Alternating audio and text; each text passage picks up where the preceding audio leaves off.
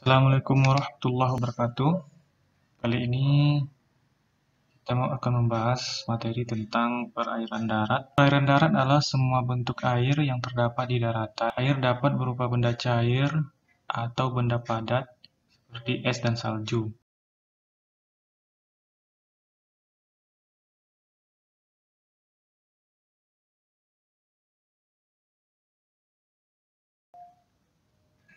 Pada video kali ini kita akan membahas materi tentang air tanah.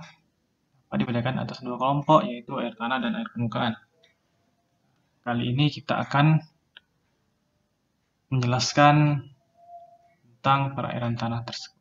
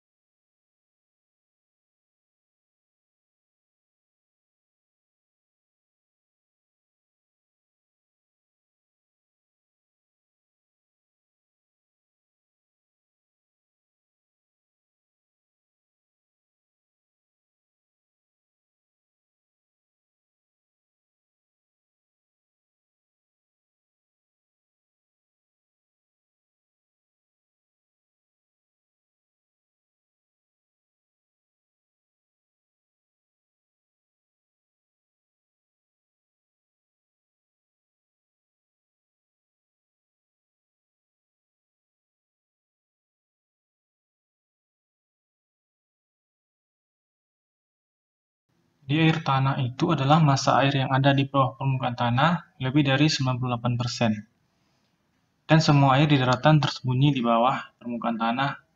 2% terlihat sebagai air sungai, danau, dan reservoir. Setengah dari 2% itu disimpan di reservoir buatan. Walau demikian, sebagian besar penduduk terutama yang tinggal di perkotaan memanfaatkan air tanah ini untuk kebutuhan hidup sehari-hari. Berdasarkan jenisnya, air tanah dapat dikelompokkan ke dalam 7 bagian, yaitu sebagai berikut.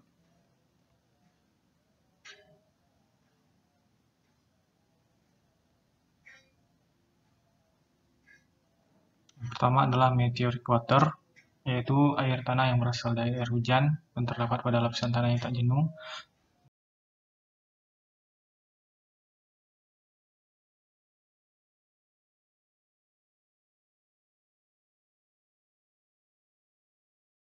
Kedua adalah connache water, air tanah tubir, yaitu air tanah yang terperangkap dalam rongga-rongga batuan endapan.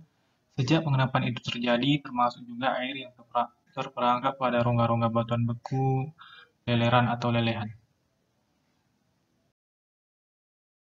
Yang ketiga adalah fossil water, yaitu air yang terperangkap dalam rongga-rongga batuan dan tetap tinggal di dalam batuan tersebut sejak penimbunan itu terjadi.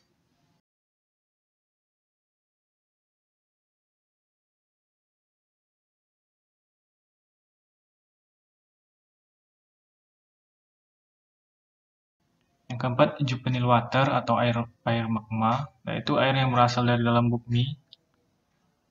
Air ini bukan dari atmosfer atau air permukaan.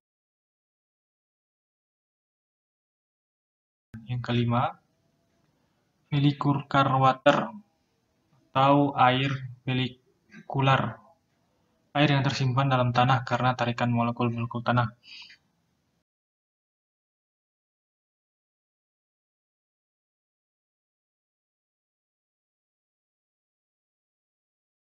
Kemudian phreatis water atau air phreatis, yaitu air yang berada pada lapisan kulit bumi yang poreus atau sarang.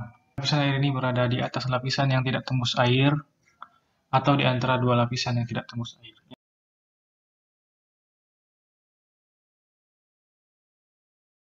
Yang terakhir adalah artesian water atau air artesis, yaitu air yang berada di dua lapisan batuan yang kedap tidak tembus air, sehingga dapat menyebabkan air tersebut dalam keadaan tertekan. Oleh karena itu, air artesis artesis dinamakan juga dengan air tekanan.